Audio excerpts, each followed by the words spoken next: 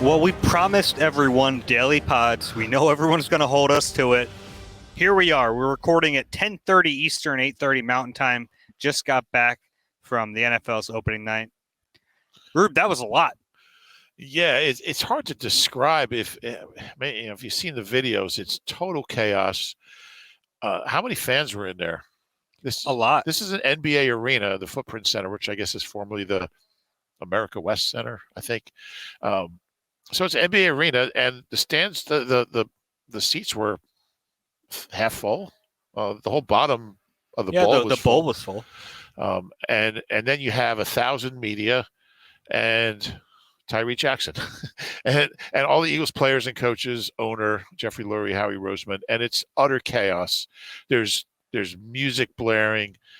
There's celebrities that I don't know running around doing interviews. There are people doing interviews. I had no idea who they were. Players interviewing media. We'll get to that. It's so, you go in there trying to get some good information, but it's like this total circus, and it's a lot to process.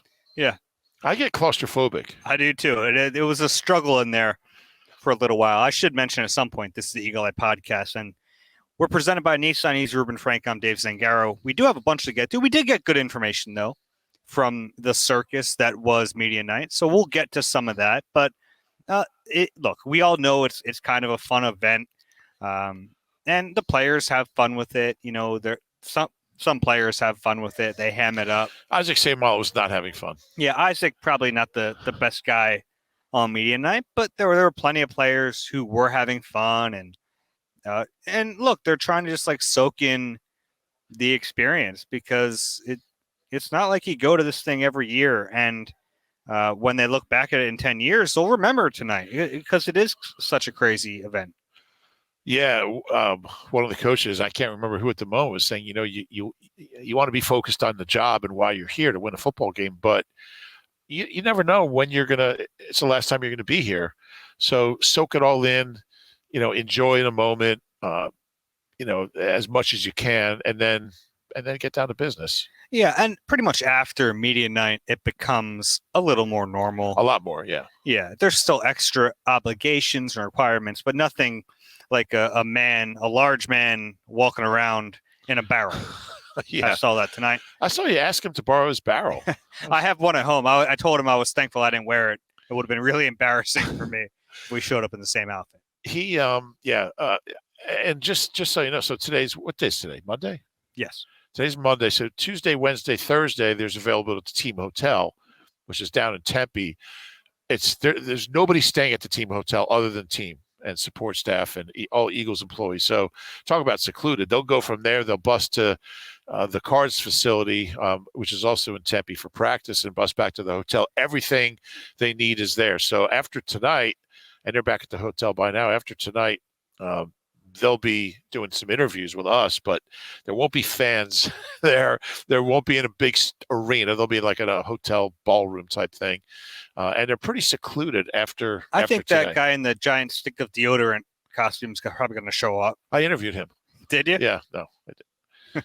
I could have used some more after being in that building for a while. But look, it's a fun night, and we did get some really interesting stuff. You had a chance to talk with Jonathan Gannon. Our first time talking to him since the NFC Championship game, since we saw him yell to a fan that they were going to gut the 49ers.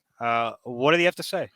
Yeah, I asked him about that, and he laughed, and he said, I guess I was in the zone at that moment. He told a story about how the ramp from 95 south to Broad Street was closed, and he was trying to get to the NovaCare. It was early Sunday morning. He was trying to get to the NovaCare to do a quick workout and do his call sheet, and he couldn't get there because the ramp was closed. And he said a cop spotted him and said, don't worry, Jonathan, I got you. I'll take you through. And they started wending through Broad Street, which is totally jammed. And so then people recognized him, and he said, I guess I was a little fired up. And he said we had a theme for the week, and I shared that theme with the fans. That was their theme for the week? We're going to gut them? Yeah, that was their theme. So aggressive. He said, I'm not going to say what our theme was. He said, I'm not going to say what our theme was, but I guess I yelled our theme out the window. Wow. He was, he said it was all in good fun. He said, I didn't know it was being videotaped, obviously, but he said, I love our fans. It was all cool. It was in good fun.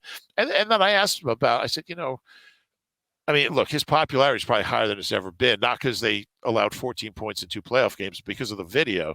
He should have done that a few months ago. And I asked him about because look, Nick has talked about it, so it's out there that there's a very loud, I don't know how large a segment of fans out there don't like Jonathan Gannon. I was still getting Fire Gannon tweets a couple of weeks ago.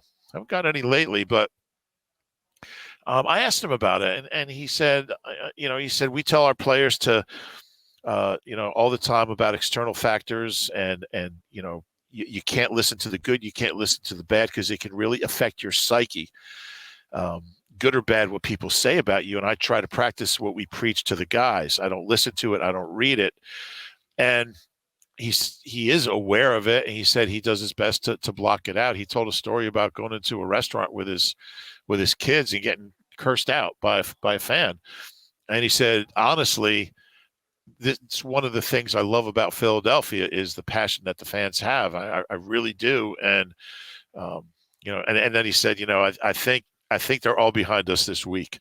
Look, he's a hell of a coach. He's had a hell of a year.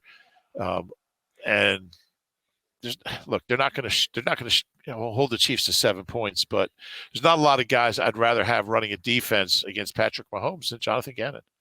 Yeah, that's fair. It is funny though. It's like, what would he have to do in this game to just win over the fan base? Well, people are still pissed at Jim Schwartz for giving up 33 points in the Super Bowl to Tom Brady in a Super Bowl win.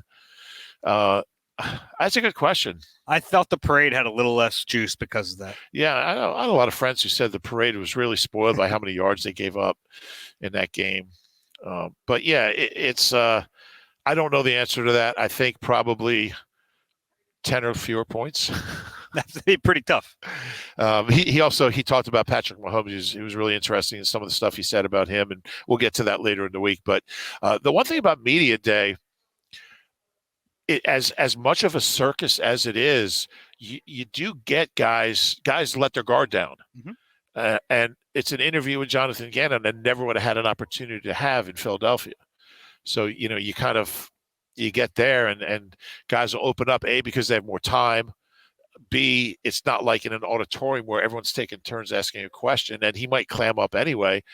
And C, I have the opportunity to ask him 4 or 5 questions in a row and really follow a thread that I'd like to get him to open up on, and he did. So it was interesting stuff. Yeah, no, that's great. And I was wondering when the heck we're going to get to talk to him. Yeah, because we didn't get to talk to him last week after the NFC Championship game when the team gave up 7 points again. And he did, I asked him after the other stuff. He said he was proud of the guys for, not having a letdown when, when Purdy got hurt and then when Josh Johnson got hurt. He said we still, play with all the intensity and effort that I wanted to see. And you want a defense that can kind of taste the blood in the water. Yeah, exactly. It's a good way to put it. And they did, and I think he was proud of them for that. Yeah, that's good. I'll tell you about my night. It was a little different. I got interviewed by CJ Gardner-Johnson, which, look, I saw him with a camera like when the whole team comes out, and I said, okay, CJ is going to ham this up. It's a good night to talk to CJ, and I couldn't find him. We're going around the whole building. I can't find this guy. And then they had like a Twitch set up. Guys are playing video games, and he's over there recording it all.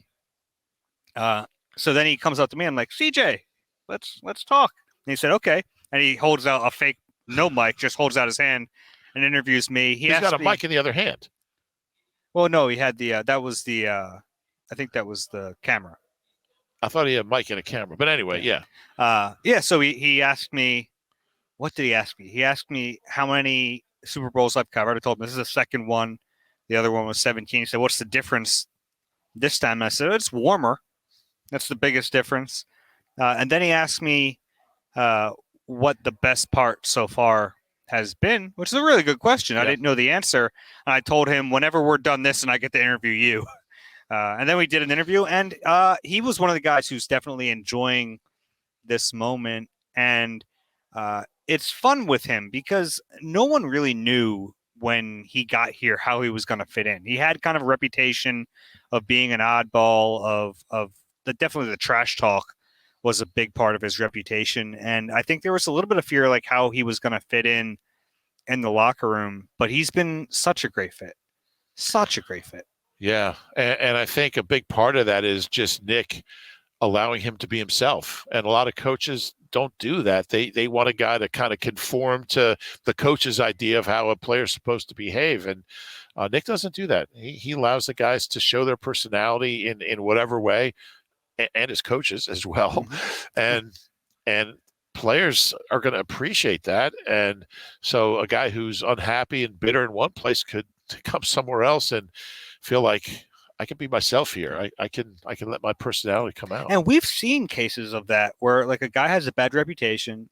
He comes here. LeGarrette Blount. Jay Ajayi. Yeah. That year. And this year, I mean, you have, like, Ndamukong Suh early in his career had a reputation. I think he's kind of outgrown that. But I was talking with Eagles staffer tonight about CJ Gardner-Johnson having a reputation. He also said James Bradbury had a bit of a reputation that they had heard about before he came to Philly. Really? And we were trying to, I was talking with the staffer trying to figure out, like, why that is. And I think it's because James is very honest. Yeah. He even with us, like, sometimes a player will tell you what they think you want to hear, and James doesn't do that. He's just a very honest and blunt person. So maybe that's rubbed people wrong before. Sure. But you look at, there's so many cases of guys who have had a reputation in other places. And I think CJ is like the perfect embodiment of that. Yeah, there's no question about it. He's a fun guy. Even when he's not talking to us, it's just fun to watch him in a locker room. He was going around interviewing guys in the locker room. He might want a future. Have a future. Might want a career. Sign him up. Yeah, he's the energy matters. And I asked him who he thinks is having the most fun here. Brandon Graham was the answer. Really? Yeah. Interesting. Yeah. I asked a few guys that. And they all said Brandon. Well, a couple of guys said Brandon Graham because he's just always talking, always having fun. Yeah. Avante told me that too. Interesting. We couldn't get near Jalen. We'll listen to the audio. Wow, what a superstar moment for Jalen Hurts. Yeah. An hour before this thing started, you couldn't get in there. Yeah, we walked in. We walked onto the floor. I guess it was just about an hour before it started, and there were already 30, at least 30 cameras, microphones surrounding his podium. That was an hour before it started. Yeah, and the other person who had the biggest crowd around him, Jason Kelsey. Yeah, Kelsey and Nick as well, Yeah. but and Howie had a big throng, but yeah, it was. I think a lot of these guys really. I think a lot of the veterans really enjoy this because they understand how rare it is, and just how some guys play their whole career and don't get to experience this. Yeah. It was fun. Yeah, it was. Hey, you deserve a car that thrills you, a car that puts goosebumps on your goosebumps. At Nissan, we've got everything from turbocharged SUVs to 100% electric vehicles that'll make your heart beat faster. Experience the thrill for yourself and shop your local Nissan store at nissanusa.com today. Catch all the sports action and more at Rivers Casino Philadelphia. Whether it's the money line or the pass line, there's something for everyone in the great sports book. Rivers Casino Philadelphia. Philly loves a winner. Gambling problem? Call 1-800-GAMBLER. Opioid addiction is a national public health crisis. The Someone You Know podcast from the Independence Blue Cross Foundation offers inspiring stories that challenge stigma, offer hope, and humanize disease addiction. Download the new Season 3 of Someone You Know on all major podcast platforms. Rube, we'll get back to Media Night in just a second, but we have another prop bet here from PointsBet. Want to get your take on this one. We're going to go through a few of these in these podcasts leading up to the big game. Miles Sanders, who's been dealing with that knee injury, hasn't gotten a ton of snaps because he hasn't really needed to in the last couple games. His over-under for rushing yards, 50.5. Wow, that's kind of low. Mm-hmm. I'm taking the over.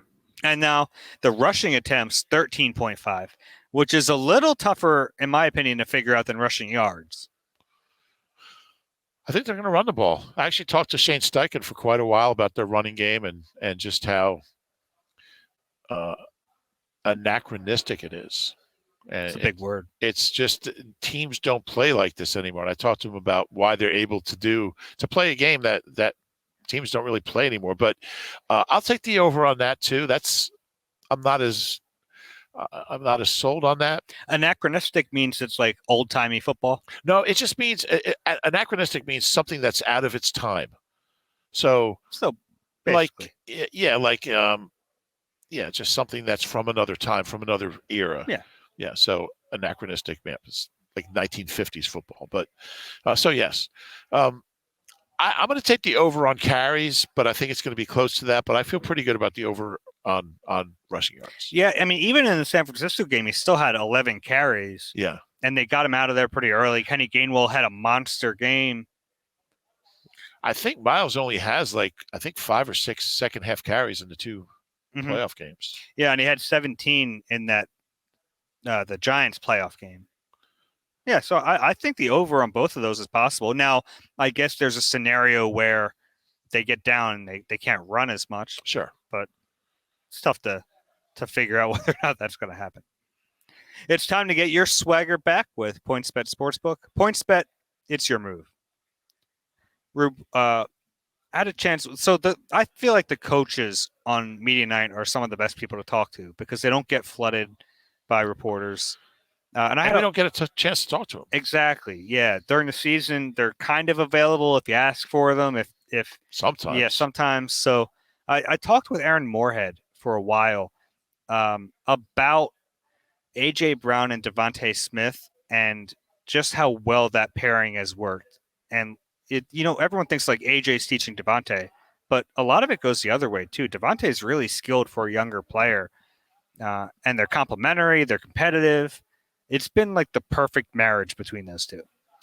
Yeah, it really is. That's a good point, and I think they have a great relationship. There's they support each other. They complement each other. They're both under contract for a while, which is important. There's 2 special guys, and like we've seen AJ. I mean, we saw his frustration when he didn't get a lot of targets, but I think ultimately they're both team guys. Which and you can be disappointed in your targets. It doesn't make you a diva. I think they're both team guys. I think they're both unselfish. AJ's just a competitor, but if Devontae has 146 yards, there's nobody happier than AJ. Yeah, and so I was talking to Moorehead about how competitive they are. And he said, like, yes, they're complementary. Like they have different skill sets, but they can do a lot of the same things. So when they're installing plays and they say, okay, this is going to be your role in this play, Devontae, AJ will be like, why not? Why him and not me? And like vice versa. So like that competitiveness is always there. And they're always like fighting for plays and for responsibilities within those plays. So I think it's healthier than you might imagine when like that kind of stuff goes on. Yeah, and they're both willing blockers, and I think that's a big part of it. They'll block for each other. Aaron Moorehead had an interesting thing about Devontae. Somebody asked him how long did it take you before you realized you had something special, and he said like after like 2 or 3 practices, we were like, oh shoot, we got something here. So it doesn't take long with him. No, he was really polished when he got in the league. Yeah. But he's getting better, which is fun. Obviously AJ is, I guess, technically WR1. Yeah. I don't think there's a big gap there. Yeah, I don't think it's a big gap. I think they are really complementary. Like they do different things well. But the things that the other one does better, they do well too. Mm-hmm. That's just because they're both very good all-around players. It's come a long way since the days of Rager, J-Jaw, and Travis Fulgham. Yeah, I mean, they started Jalen Rager last year. Yeah, that was last year. That upgrade is insane to go from Jalen Rager to A.J. Brown. Jalen Rager I mean, he's gonna look back at the end of his career and say, my best years were with the Eagles. He's like, what did he catch? Like 6 passes this year? Yeah, that's Anyway, I enough. don't want to Yeah, talk that's about him. way too much, Jalen. Right? I don't talk about him. But it was good to talk to Moorehead a little bit because those receivers, there's a lot of things that make this team special. That's one of them. Yeah, and and he's one of the coaches who's a holdover from Doug Peterson, and I talked to him about there aren't many. Stout, Roy. Well, yeah, I mean, really, but like of the major position Ryan coaches, Paganetti. it's Stout and Moorehead. Yeah, that's it. I wanted to talk to kind of a little offbeat story about Greg Ward, who has a unusual distinction of being on the practice squad now of 2 Super Bowl teams. And in between, he led the team in receiving. I mean, it was, look, it wasn't a great year for Eagles receivers, but at the end of 2019, he was really good when they brought him up off the practice squad. And the next year, he caught 50 some odd balls and was really good in the slot on 3rd down. He's got good hands, caught some touchdowns. And he had 5 touchdowns that year. So started his career on the practice squad in 17. And he's back on the practice squad here. He got hurt in training. Didn't practice at all. Got hurt really early. Was on IR, and I think they do that thing where they cut him, and then his rights come back here, and they put him on the practice squad, and he's still there. And I'm just really struck by the balance of emotions between going to 2 Super Bowls but not really being on the team but being part of it. And he said there's no nothing to balance. He said, I'm so blessed to just be a part of this organization, to have the opportunity to get better every week, to be in a room with guys like AJ and Devontae and Quez and the other guys. And he said, I know my time will come. And he said, I just feel so lucky to have a role. And if it means taking, practice reps, that's what I'll do. And I don't know. It's one of those. He's one of those guys.